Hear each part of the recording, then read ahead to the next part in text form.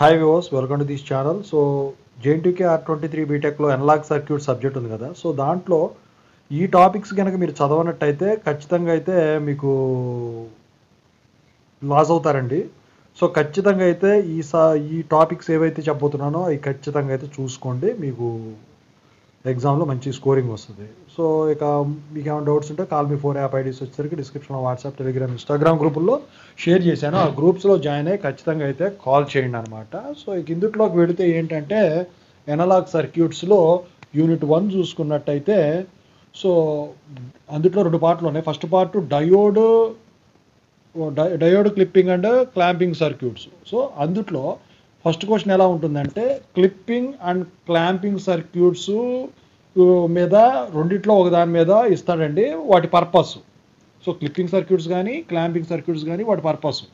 So మళ్ళీ clipping circuits types, clamping circuit types, ఆ తర్వాత క్లిప్పింగ్ లెవెల్, ఆ తర్వాత simple positive clipping circuit using diode design. So దాని మీద కూడా ఇస్తాడండి. ఆ తర్వాత clipping voltage and relationship with input voltage దాని మీద ఇస్తాడు. ఆ తర్వాత clipping voltage of double clipping circuit with 2 diodes, అది కూడా ఇంపార్టెంటే క్వశ్చన్. ఆ తర్వాత simple clamping circuit design calculations to clamp and input voltage మీద ప్రాబ్లము. సో ఇవి ఫస్ట్ పార్ట్లో యూనిట్ 1లో diode clipping and clamping circuit మీద ఇంపార్టెంట్ టాపిక్స్. ఇక ఆ తర్వాత అందులో ఫస్ట్ యూనిట్లో డీసీ బయాసింగ్ ఆఫ్ బీజేటీ ఉంది కదా.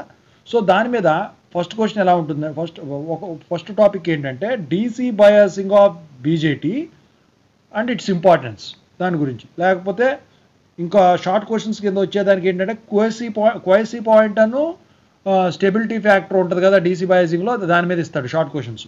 ఇక మీకు ఉన్నదల్లా fixed bias, collector to base, emitter bias, configurations. So వాటి మీద వచ్చేసరికి సర్క్యూట్ డయాగ్రామ్స్, వాటి కాంపోనెంట్స్, వాటి అడ్వాంటేజెస్, వాటి డిసడ్వాంటేజెస్ చదువుకోండి.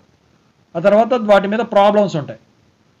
సో ఆ తర్వాత మళ్ళీ ఇంకో షార్ట్ క్వశ్చన్ రెండు ఏంటి, ఒకటి థర్మల్ రన్ అవే, ఇంకోటి థర్మల్ స్టెబిలిటీ. ఇది ఎస్ఐ క్వశ్చన్స్ కింద ఏబీ కింద కూడా ఇచ్చేదనుకుంటుంది. దాంతో ఫస్ట్ యూనిట్ టాపిక్స్ ఇంతవరకు అయిపోతాయి. ఇక unit 2 small signal modelling of బీజేటీలో స్మాల్ సిగ్నల్ మోడలింగ్ అంటే ఏంటి షార్ట్ క్వశ్చన్ అడుగుతాడు. వాటి టైప్స్ ఏంటి, its types, analysis and applications, వాటి మీద చదువుకోండి. ఇక ఆ తర్వాత hybrid pi, T model, pi model, వీటిలో స్మాల్ సిగ్నల్ అనాలిసిస్లో. సో వాటిల్లో వాటి అడ్వాంటేజెస్, డిసడ్వాంటేజెస్ గురించి చదువుకోండి 3 టైప్స్కి. ఆ తర్వాత కరెంట్ గెయిన్ బీటా క్యాలిక్యులేషన్ మీద ప్రాబ్లం ఇస్తాడు, లేకపోతే కండక్టెన్స్ జిఎం క్యాలిక్యులేషన్ మీద ప్రాబ్లం ఇస్తాడు, అది కూడా టీ మోడల్ మీద ఎక్కువ ఇస్తాడు. ఇది ఫస్ట్ పార్ట్ అయిపోయింది యూనిట్ 2లో. ఇక ఫీడ్బ్యాక్ యాంప్లిఫైయర్స్ యూనిట్ 2లో సెకండ్ పార్ట్. ఫీడ్బ్యాక్ యాంప్లిఫైయర్ అంటే ఏంటి, వాటి టైప్స్, ఆ తర్వాత షార్ట్ క్వశ్చన్ ఫీడ్బ్యాక్ రేషియో అంటే ఏంటి, ఆ తర్వాత effect of voltage series feedback on output resistance మీద పెద్ద క్వశ్చన్ ఇస్తాడు, లేకపోతే షార్ట్ క్వశ్చన్ ఇస్తాడు. ఇక ఆ తర్వాత output resistance expression with current shunt, current series, feedback derivation ఉంటుంది కదా.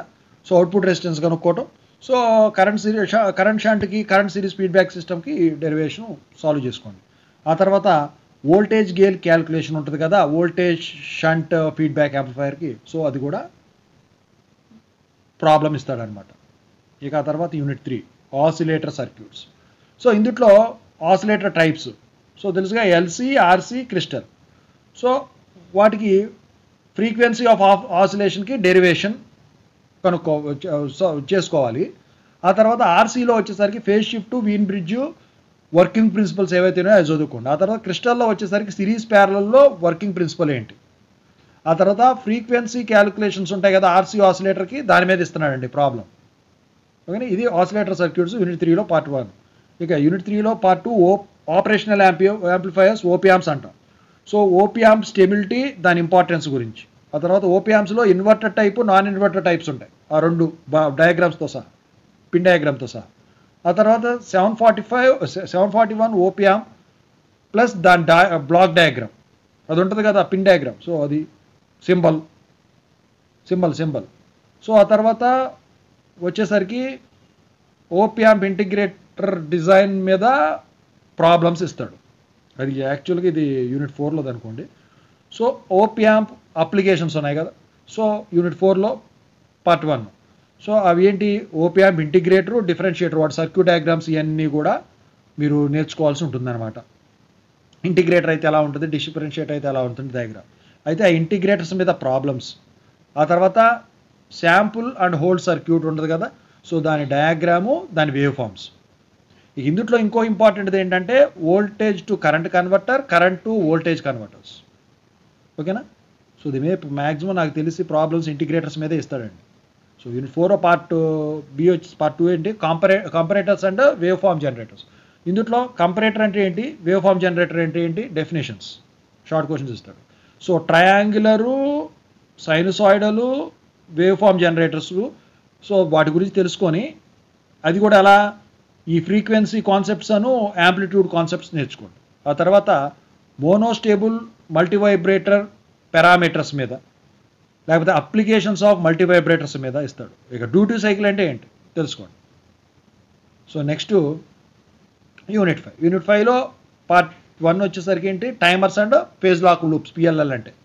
So timers and its purpose గురించి తెలుసుకోండి. ఆ తర్వాత 555 టైమర్, 565, 566 టైమర్స్, వాటి డయాగ్రామ్స్, అవుట్పుట్ వోల్టేజ్ డెరివేషన్ ఎలా డెరైవ్ చేయాలని మూడిటికి కూడా. ఇక ఆ తర్వాత ఈ టైమర్ అప్లికేషన్స్ ఏంటి, సో అది టైమర్. ఇక పిఎల్ఎల్, ఇట్స్ పర్పస్. ఆ తర్వాత PLL with diagrams and its components with output frequency derivation. Okay, output frequency derivation. దీనికైతే టైమర్కి అయితే అవుట్పుట్ వోల్టేజ్ డెరివేషన్, దీనికైతే అవుట్పుట్ ఫ్రీక్వెన్సీ డెరివేషన్. ఇక తర్వాత పిఎల్ఎల్ అప్లికేషన్స్. ఆ తర్వాత 555 అవుట్పుట్ వోల్టేజ్ మీద ప్రాబ్లం ఇస్తాడు. 555 టైమర్ మీద అవుట్పుట్ వోల్టేజ్ ప్రాబ్లం ఇస్తాడు. దీంతో యూనిట్ 5లో పార్ట్ 1 అయిపోద్ది. ఇక యూనిట్ 5లో part 2 A2D and D2A converters. So దీంట్లో A2D and D2A converters purpose ఏంటో తెలుసుకోండి. ఆ తర్వాత వాటి టైప్స్ ఏంటో తెలుసుకోండి విత్ డయాగ్రామ్స్. ఆ తర్వాత ఇందులో ఒక డెరివేషన్ ఉంటుందండి, అవుట్పుట్ డిజిటల్ కోడ్ డెరివేషన్, అది సాల్వ్ చేసుకోండి, డెరైవ్ చేసుకోండి. ఆ తర్వాత A2Dలో సక్సెసివ్ అప్రాక్సిమేషన్ A2D కన్వర్టర్ ఉంటుంది, దాని గురించి తెలుసుకున్న తర్వాత వాటి అడ్వాంటేజెస్, డిసడ్వాంటేజెస్. ఆ తర్వాత డ్యూయల్ స్లోప్ A2D కన్వర్టర్. ఆ తర్వాత R2 2R ల్యాడర్ టైపు, దాని గురించి. ఆ తర్వాత output digital code calculation of flash A2D converter, problem ఇస్తాడండి దాని మీద. ఆ తర్వాత D2A కన్వర్టర్ డిజైన్. ఓకేనా. సో ఇవండి మొత్తం మీద ఈ ఎనలాగ్ సర్క్యూట్స్ మీద ఉన్న టాపిక్స్.